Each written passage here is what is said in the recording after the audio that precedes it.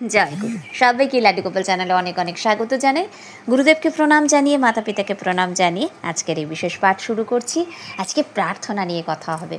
প্রার্থনা নিয়ে তো এর আগেও পাঠ আপলোড হয়েছে লাড্ডু গোপাল চ্যানেলে। আমি ডেসক্রিপশন বক্সে তার লিঙ্ক অবশ্যই দিয়ে দেবো আপনাদের সুবিধার্থে। আর ওই লিঙ্ক থেকে ক্লিক করে আপনারা দেখে নিতে পারবেন যে পরমহংস যোগানন্দ যে কোন বিশেষ পদ্ধতিতে প্রার্থনা করতে বলছেন, যে ওই বিশেষ টেকনিক ফলো করলে পরে আপনার প্রার্থনা পূরণ হবেই হবে।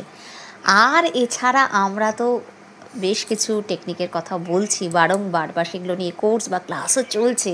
আপনারা আর অপেক্ষা করে আছেন কেন? যাদের মনে হচ্ছে যে যোগাযোগ করবেন, যাদের মনে হচ্ছে এগুলো শিখতে চান আর নিজের ইচ্ছা পূরণ করতে চান, নিজের প্রার্থনা পূরণ করতে চান, আমাদের সঙ্গে অবশ্যই যোগাযোগ করতে পারেন। অথবা তারা এই লাড্ডু গোপাল চ্যানেলের পাঠগুলোকেও ভালো করে ধীরে ধীরে স্কিপ না করে শুনতে পারেন, তাহলেও কিন্তু আপনাদের অনেকটা কাজ হবে, এটুকুনি জোর দিয়ে বলতে পারি। দেখুন, প্রার্থনা আমরা তো অনেক কিছু চাই ঈশ্বরের কাছে, কিন্তু প্রার্থনা কিভাবে করব সেটা আগে জানতে হয়। আর কি চাইছি, কি চাইছি আমি, এবং সেটা কেন চাইছি, এই জিনিসগুলো ক্লিয়ার থাকাটা খুব দরকার নিজের কাছে অন্তত। পরমহংস যোগানন্দজি বলে দিচ্ছেন যে আপনি এইভাবে প্রার্থনা করুন, তাহলে আপনার প্রার্থনা পূরণ হবেই। তো সেটা কি বিশেষ উপায়, সেটা জানতে গেলে তো পাঠগুলো শুনতে হবে। আমি লিঙ্ক দিয়ে দেবো, ওখান থেকে আমি এখানে আর ওগুলো উল্লেখ করছি না, ওখান থেকে ভালো করে সেগুলো শুনে নেবেন। এবারে আমরা যদি শ্রী শ্রী সদ্গুরু সঙ্গ গ্রন্থে যাই, দেখব কুলদানন্দ ব্রহ্মচারীজিকে গোসাইজি বলছেন, ঠাকুর শ্রী শ্রী বিজয়কৃষ্ণ গোস্বামীজি বলছেন যে প্রার্থনা করার আগে, চাইবার আগে বুঝে চাও, ভেবে চাও। আমাদের জীবন যদি আমরা একটু ফ্ল্যাশব্যাকে পেছনের দিকে যাই, দেখব আজকে আমরা অনেক বিষয় নিয়ে কষ্ট পাচ্ছি, যেটা হয়তো আমিই চেয়েছিলাম। তাহলে ভেবে দেখুন তো, এমন কত বিষয় আছে যেগুলো আমরা পূর্ব জন্মে চেয়ে বসে আছি, সেগুলো হয়তো তখন পাইনি, এখন আসছে, এখন আর আমার সেখান থেকে আমার অসুবিধে হচ্ছে, সেখান থেকে আমার সুবিধে হচ্ছে না, সেটার জন্য আমি কষ্ট পাচ্ছি।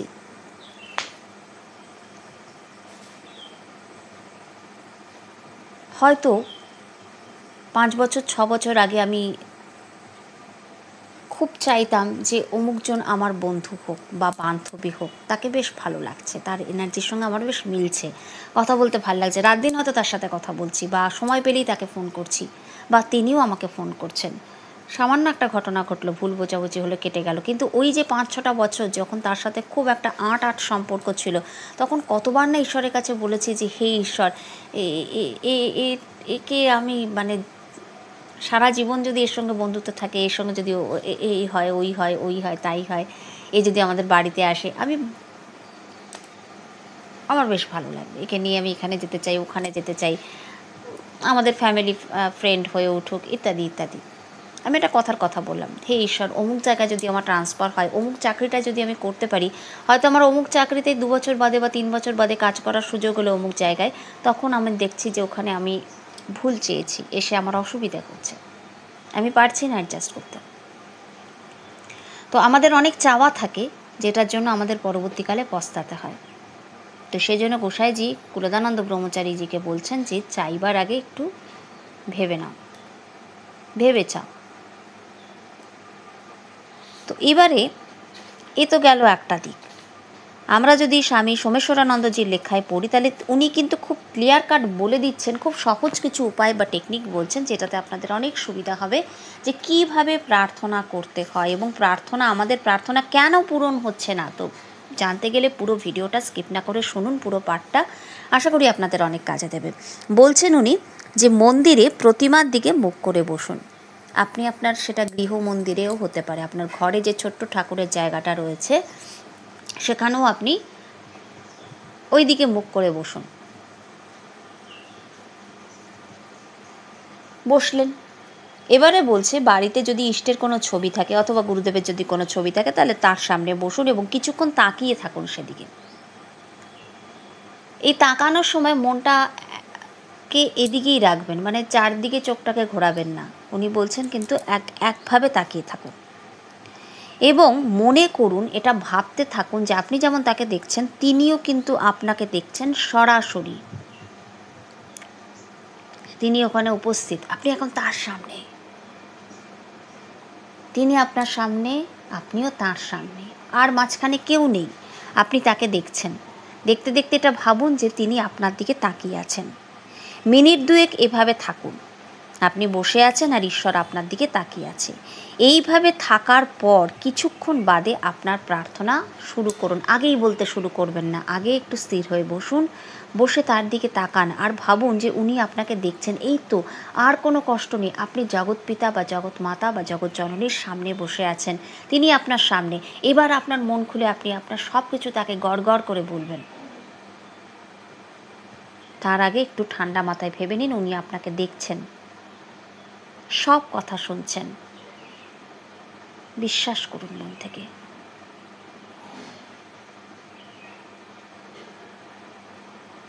এই আকাশ আছে, বাতাস আছে, অগ্নি আছে, জল আছে, এই যে পঞ্চতত্ত্ব, এদেরকে আপনি তো প্রত্যক্ষ দেখছেন। তাহলে ঈশ্বরের অস্তিত্বকে অস্বীকার করছেন কিভাবে? আকাশে সূর্যকেও দেখছেন, চন্দ্রদেবকেও দেখছেন, সূর্যদেবকেও দেখছেন। তাহলে অস্বীকার করার কোনো জায়গা আছে কি? বলছেন কি সোমেশ্বরানন্দজি?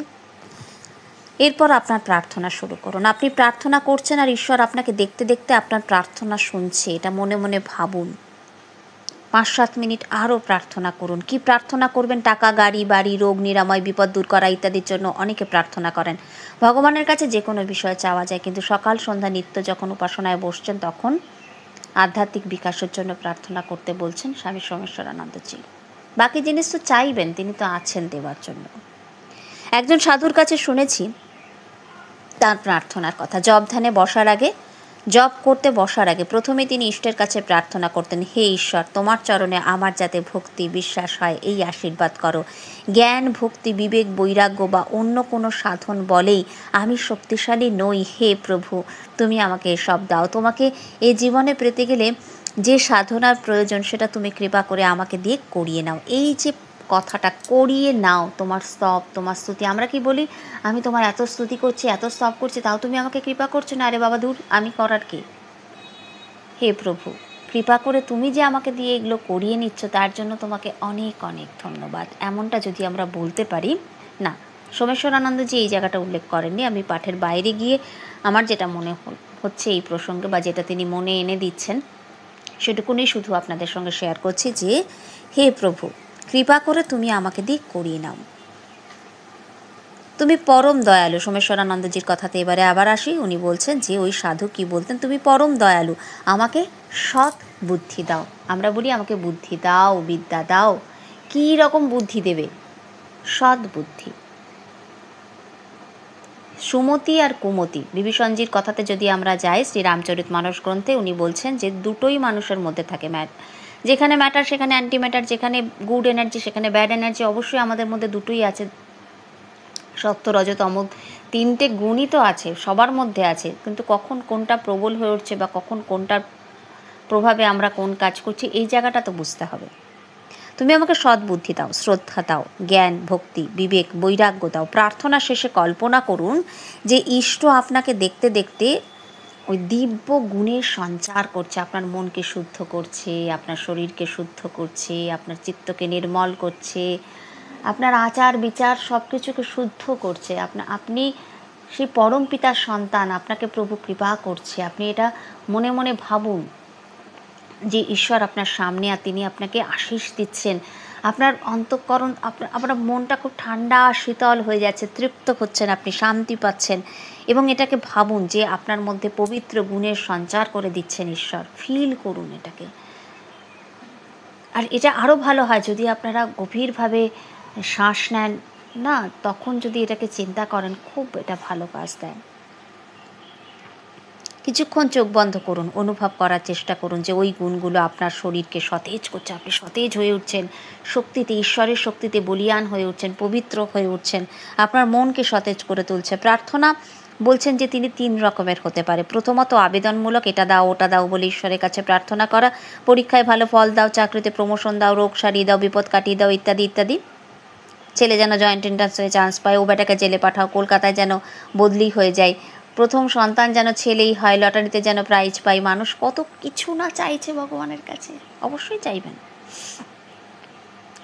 একান্ত সংকটে পড়লে জাগতিক বিষয় চাওয়া যায়, অবশ্যই চাইতে।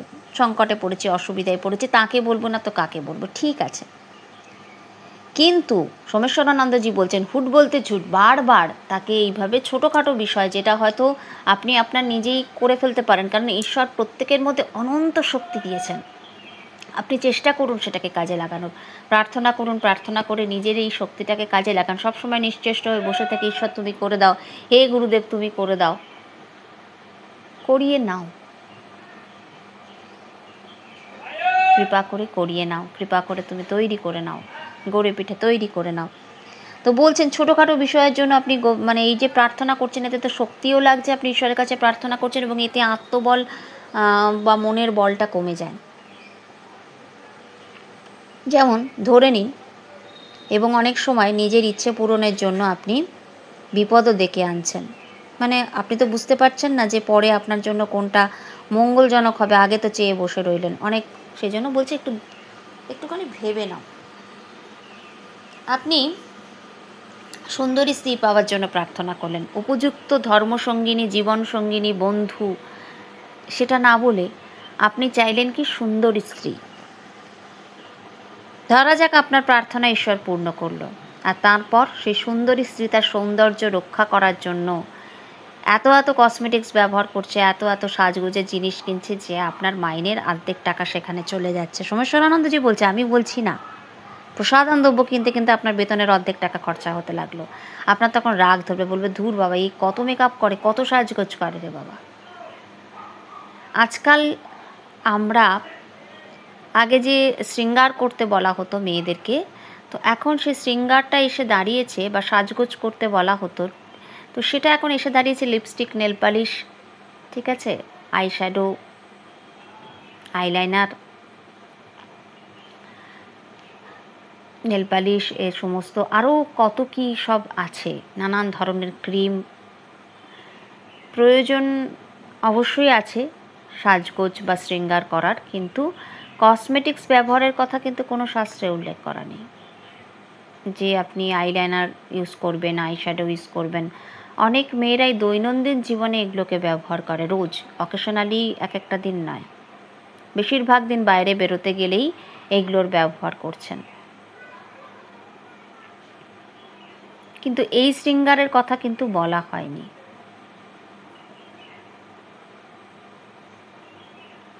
ঠিক আছে, এই শৃঙ্গারের কথা, হ্যাঁ শৃঙ্গার করতে বলা হয়েছে, সাজগোজ করে থাকতে বলা হয়েছে, কিন্তু এই শৃঙ্গারের কথা বলা হয়নি।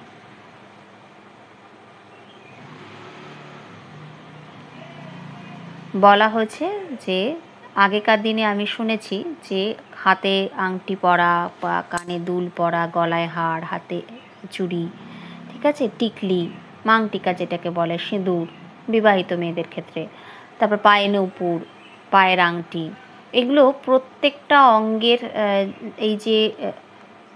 প্রত্যেকটা অঙ্গের এই যে আভূষণ, প্রত্যেকটা অঙ্গের মধ্যে অঙ্গকে যে সুসজ্জিত করা, এগুলোর আলাদা আলাদা মন্ত্র আছে, আমি এটা শুনেছি। হ্যাঁ, সেই মন্ত্র আমার জানা নেই, আমি এটা শুনেছি যে এগুলোর আলাদা আলাদা মন্ত্র থাকতো, এবং এগুলোর সঙ্গে শরীরের এবং মনের একটা সম্বন্ধ থাকতো। এগুলোকে সৌভাগ্যের সূচক বলে মনে করা হতো, স্বামীর বা পতিদেবতার বা গৃহের, এতে সৌভাগ্য বাড়ে, এতে শ্রী বৃদ্ধি হয়, এতে বিশেষ করে পতিদেবের ধন বৃদ্ধি হয়, শ্রী বৃদ্ধি হয়, সুখ শান্তি বৃদ্ধি হয়। হ্যাঁ, এই জন্য বলা হতো যে শৃঙ্গার করে থাকতে, এবং শৃঙ্গার মাকে অর্পণ করতে বলা হয়। শৃঙ্গারের যে সামগ্রী, তার মধ্যে নানান রকমের গন্ধযুক্ত জিনিস থাকে, গোলাপ জল থাকে, জবা কুসুম তেল আগে পাওয়া যেত, এখন অনেক সময় অনেক জায়গাতেই পাওয়া যায় না, চন্দন থাকে, ঠিক আছে, সুন্দর আতর থাকে, অগরু থাকে, কেশর থাকে, কর্পূর থাকে, অনেক কিছু থাকে। কিন্তু এগুলো অনেক অনেক অনেক জিনিস এর মধ্যে থাকে, যেগুলো আপনারা মায়ের যে সাজের সরঞ্জাম বা এগুলোর মধ্যে দেওয়া হয়। বা গুরুদেবকে দেখেছি মাকে যখন স্নান করাতেন দুর্গাপুজোর সময়, সেই স্নানের জলের যে থালা, বিশাল থালা, তার মধ্যে কত কি থাকতো। আর উনি মন্ত্র বলতেন, এই যে জগৎজননী স্নান করছে, এর সঙ্গে পশু পক্ষী কীট পতঙ্গ জীব জন্তু মানুষ যারা আছে সমস্ত এই ব্রহ্মাণ্ডের সবার স্নান হয়ে যায়। ওই যে স্নান করছে ওর সঙ্গে সঙ্গে সেই মন্ত্র এমনভাবে তাতে বলা আছে যে যারা স্নান করেও নি তারাও, যারা শুদ্ধ মানে তাদেরও শুদ্ধিকরণ হয়ে যাচ্ছে। এবার ওই যে নবপত্রিকা স্নান করানো হতো দুর্গাপুজোর সময়, তারপরে এই আর যে বাকি দিনগুলো যে মহাস্নান হতো প্রত্যেকটা দিন, সপ্তমী, অষ্টমী, নবমী, দশমী, তো সেই স্নানের থালার মধ্যে বৃষ্টির জল থাকতো, সমুদ্রের জল থাকতো, গোলাপ জল থাকতো, আরও অনেক কিছু থাকতো। ফিরে আসি মূল জায়গাতে, যে এরপর দ্বিতীয় জায়গা হচ্ছে যে এই যে প্রসাধন সামগ্রী কিনতে কিনতে আপনার অবস্থা খারাপ হয়ে যাচ্ছে, আপনি তখন বিরক্ত হয়ে বলছেন দূর এ কত মেকআপ করে, অথচ আপনি কিন্তু সুন্দরী স্ত্রী চেয়েছেন। আপনি কিন্তু এটা বলেননি যে না এমন একজনকে চাই যে আমার পরিপূরক হয়ে উঠুক, যে যার আমরা দুজনে একে অপরের পরিপূরক হয়ে উঠব, বা এমন কাউকে চাননি যে আপনার বন্ধু হয়ে উঠতে পারবে, যে আপনার জীবনসঙ্গী হয়ে উঠতে পারবে, যে আপনার ধর্মসঙ্গী হতে পারবে, যে আপনার প্রাণ সঙ্গী হতে পারবে, তাকে না চেয়ে আপনি কিন্তু সৌন্দর্যকে চেয়েছেন। তো এই সৌন্দর্য যে লাইফ লং এটার যে টিকবে তার কোনো গ্যারেন্টি নেই। এটাকে আজীবন যদি মানে ৮০-৮৫ বছর অবধি যদি সেই সৌন্দর্যকে ধরে রাখতে হয়, তাহলে অনেকটা মেনটেন করতে হয়, যে লাইফস্টাইল বা যে জীবনযাত্রা মেনটেন করতে হয় সেটা আমরা আজকাল কেউই করি না প্রায় বলতে গেলে।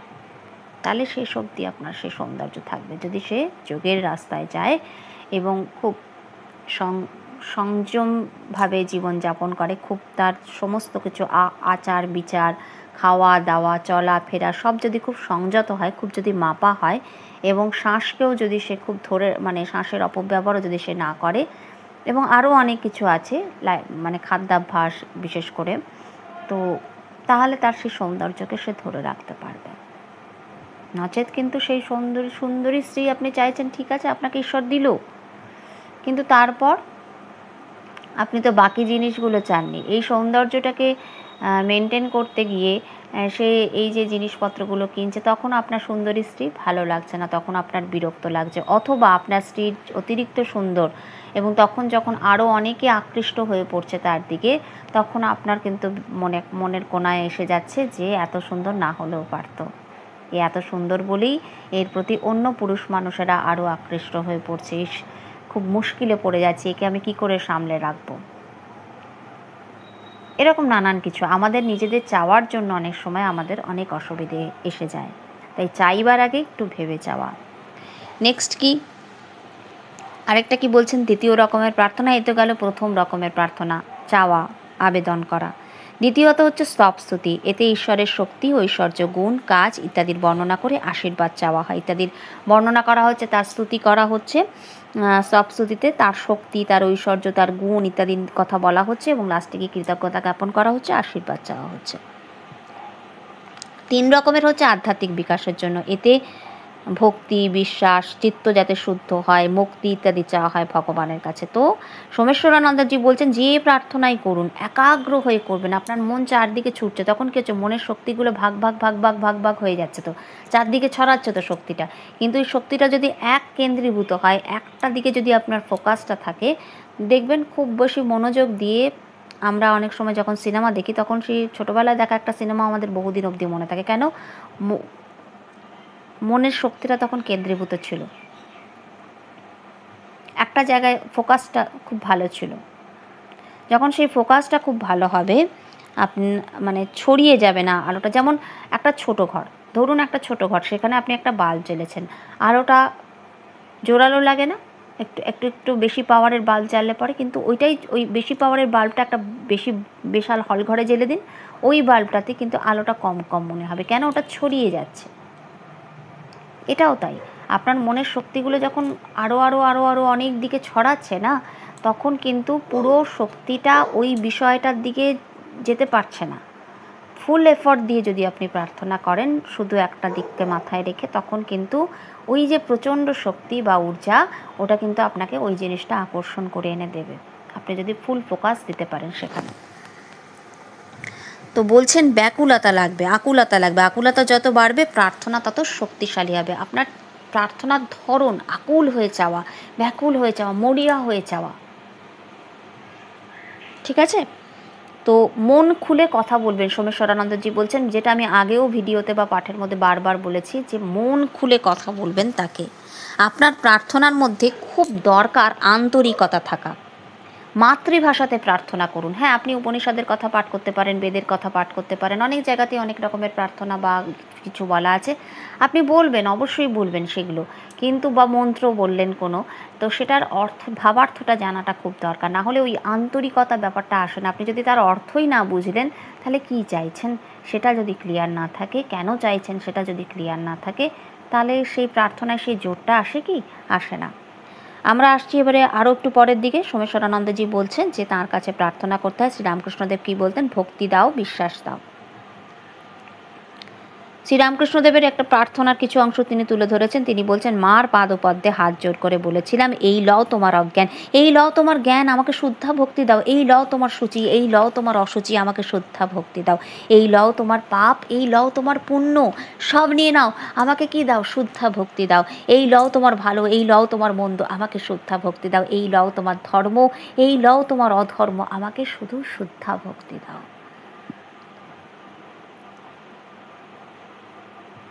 শ্রীরামকৃষ্ণদেব বলছেন যে ব্যাকুল হয়ে প্রার্থনা করো আর কাঁদো, এইভাবে বলতে বলতে চিত্তশুদ্ধ হবে।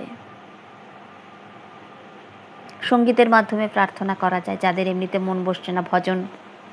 সোমেশ্বরানন্দজিই বলছেন এই প্রার্থনার সময় অনেক দিব্য আত্মারা, মহাত্মারা অনেকে রয়েছেন, তারা আমাদেরকে সাহায্য করেন, সে কথাও বলছেন।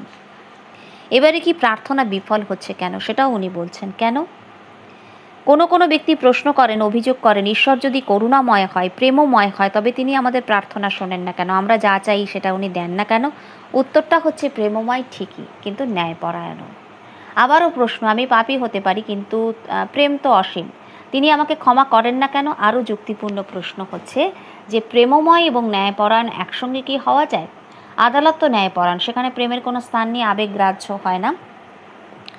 তো এই জন্যই দাড়িপাল্লা হাতে ন্যায়ের দেবীর দুই চোখ বাঁধা থাকে কাপড় দিয়ে। পারিবারিক জীবনে মা কিংবা বাবা হিসাবে আপনি কেমন ব্যবহার করেন সন্তানের সঙ্গে? পরম প্রেমময় হিসাবে।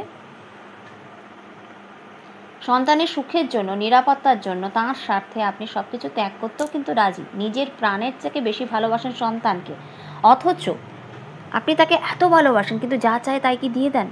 দেন না। কেন? এখানে আপনি ন্যায়পরায়ণ। আপনার সন্তানের প্রতি প্রেম আছে, কিন্তু এই জায়গাটায় আপনি ন্যায়পরায়ণ বলছেন সোমেশ্বরানন্দজি। তার অন্যায় আবদার আপনি পূরণ করছেন না কেন? তার কল্যাণের জন্য, তাঁরই ভালোর জন্য। সে দোষ করলে তাকে শাস্তি দিচ্ছেন কেন? যাতে সে শুধরোতে পারে, তাঁরই ভালোর জন্য। এখানে আপনার ন্যায়পরায়ণতা। ঈশ্বর ঠিক তেমনই প্রেমময়, আবার একই সাথে ন্যায়পরায়ণও। কেউ যদি অভিযোগ করেন যে আমি এত প্রার্থনা করি, ঈশ্বর শোনেন না কেন, এখানে একটা দিক কেউ লক্ষ্য করছে না, যে নিজেদের প্রার্থনা করার ভঙ্গিটা কীরকম, পদ্ধতিটা কীরকম, সেখানে কোনো ত্রুটি আছে কিনা। যেটা পরমহংস যোগানন্দজি বারবার বলছেন, ভিখিরির মতন তার দরজায় যাবেন না, যান নিজের অধিকারে। আপনি রাজার বেটা, আপনি পরম পিতার সন্তান, আপনি রাজেশ্বরীর পুত্র বা কন্যা। কি অভাব আছে মায়ের কাছে? মা তো চাইলেই সব দিতে পারে, পারে না কি? তাহলে ভিখিরির মতন কেন যাচ্ছেন তার কাছে? আপনি তার পুত্র বা তার কন্যা, তাহলে সেই বলটা কেন আপনার মনের মধ্যে নেই? কেন আপনার মধ্যে এতটা অবিশ্বাস যে আপনার কথা তিনি শুনছেন না?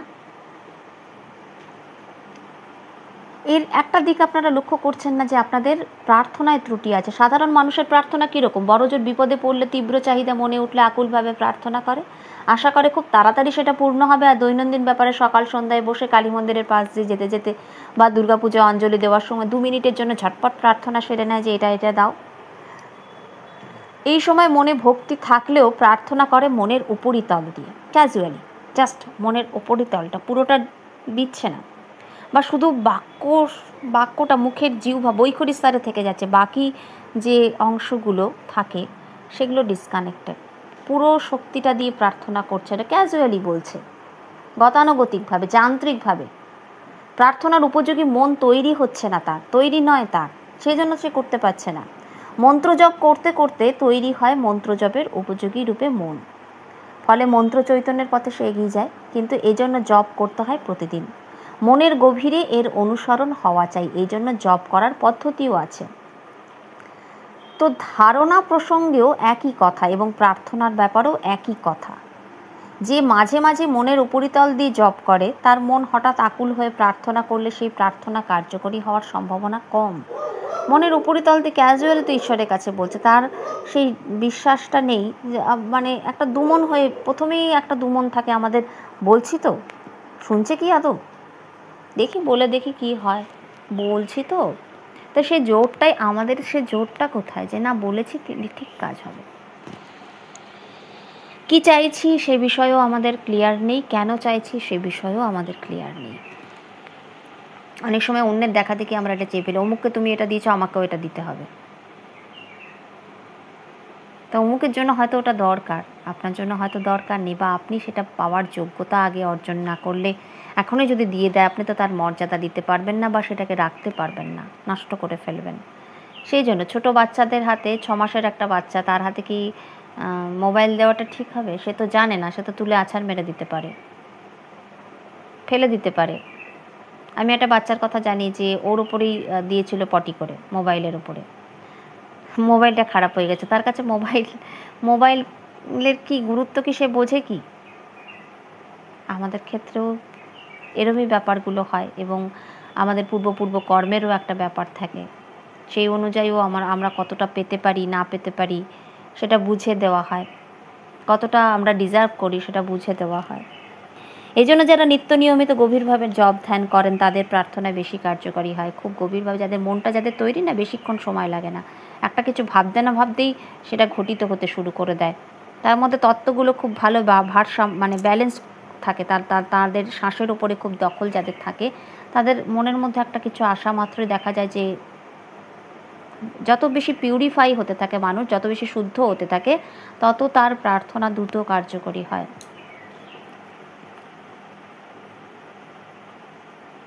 মনের গভীরে স্তরে গেলে অনুভব করা যায় যে কিভাবে একটা ইচ্ছে বা কামনা তার বীজ অবস্থা থেকে উঠে এসে মনের চেতন স্তরে যায়, আর সেখান থেকে ইন্দ্রিয়গুলোর মাধ্যমে দেহ বোধে এসে আচরণে বা ব্যবহারে রূপ নেয়। তো বলছেন, একজনের মধ্যে আধ্যাত্মিকতা যত বেশি, তার প্রার্থনা সফল হওয়ার সম্ভাবনা তত বেশি। জপ বা ধ্যানের যত যে গভীরে যাচ্ছে, প্রার্থনা তত সে বুঝে প্রার্থনা করে, হাজিবাজি কিছু চেয়ে ফেলে না। যত সে আস্তে আস্তে তার মন স্থির হচ্ছে বা শ্বাসের অপচয় সে বন্ধ করছে, তত এটা ওটা সেটা, এই যে এত বাহ্যিক দিকে চাওয়াটা আস্তে আস্তে তার কন্ট্রোল হতে থাকে, কমতে থাকে। প্রার্থনার প্রকারটা পাল্টায়, প্রার্থনার ধরনটা পাল্টায়, এবং ফলত সে যেটা চায় বুঝেই চায়, এবং ঈশ্বর তাকে সেটা দেনও। প্রার্থনার উত্তর না পেলে ঈশ্বরের উপরে আমাদের সন্দেহ আসে। সাধারণ মানুষের সমস্যা এরকমই যে ছোটোবেলা থেকে সে শিখেছে প্রার্থনা মানে চাওয়া, প্রার্থনা মানে রিক্ত হৃদয়ের প্রার্থনা। পূর্ণ হৃদয় নিয়েও যে প্রার্থনা করা যায় সেটা আমরা জানি না। প্রার্থনা যে চাওয়া পাওয়ার ওপরেও যেতে পারে সেটা আমরা অনেকেই জানি না। ঈশ্বরের স্মরণ মনন করি আমরা দুঃখের সময়, সুখের সময় করি না। তাই মন্দিরেও যাই আমরা রিক্ত মন নিয়ে, ভিখারি মন নিয়ে। ঈশ্বরের কাছে যাওয়া মানে কিছু চাইতে হবে, ভিখারির মতন নয়, অমৃতের পুত্র রূপে যেতে বলছেন, যেটা পরমহংস যোগানন্দজিও বলছেন। রিক্ত হৃদয় নয়। রিক্ত হৃদয় কেন? আপনি তো তাঁর পুত্র, তাঁর কাছে, বাবার কাছে যাচ্ছেন, মায়ের কাছে যাচ্ছেন, এমনটাই ভেবে যান। ভিখারির মতন কেন যাবেন? কৃতজ্ঞতা জানান, হে ঈশ্বর তুমি আমাকে কত কিছু দিয়েছ। আমি বলছি না, সোমেশ্বরানন্দজি বলছেন, না চাইতেই দিয়েছ, বুক ভরা আনন্দ দিয়েছ, এত কিছু দিয়েছ, এত এত পরিবার দিয়েছ, পরিজন দিয়েছ, খাদ্য দিয়েছ, বস্ত্র দিয়েছ, অন্ন দিয়েছ, যা যা আপনি পাচ্ছেন ছোট ছোট জিনিস, তার জন্য কৃতজ্ঞতা জানান। শুধু তাকিয়ে থেকে অনুভব করুন যে তিনি আপনাকে অনেক কিছু দিয়েছেন। এই প্রার্থনা যখন এরকমভাবে আপনি করবেন তখন বুঝতে পারবেন, সোমেশ্বরানন্দজি বলছেন, হৃদয়েও এক মন্দির আছে, সেখানে তিনি আপনার সেই প্রাণের ঈশ্বর সেখানেও অবস্থান করছেন। বলছেন, আমরা প্রার্থনার নামে চাইতে শিখেছি, শুধু চাইতে শিখেছি, কিন্তু প্রার্থনাকে কখনো সাধনা করে তুলিনি। একটা বিষয় স্টিক করে থেকে আপনি প্রার্থনা করতে থাকুন, তো আপনার প্রার্থনা কেমনভাবে পূরণ না হয়, তখন প্রার্থনাটা আপনার সাধনা হয়ে যাবে।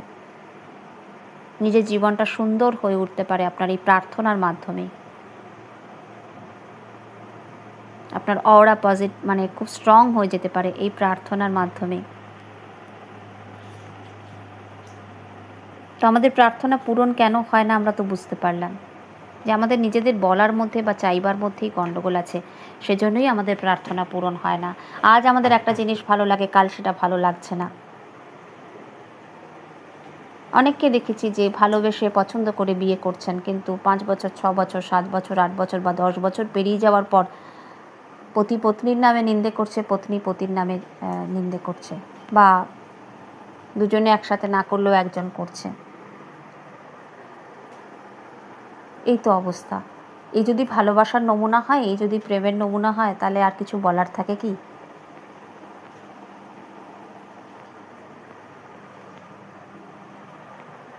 অথচ 10 বছর 15 বছর আগে এই মানুষটাকে বিয়ে করার জন্য মরিয়া হয়ে উঠেছিলেন।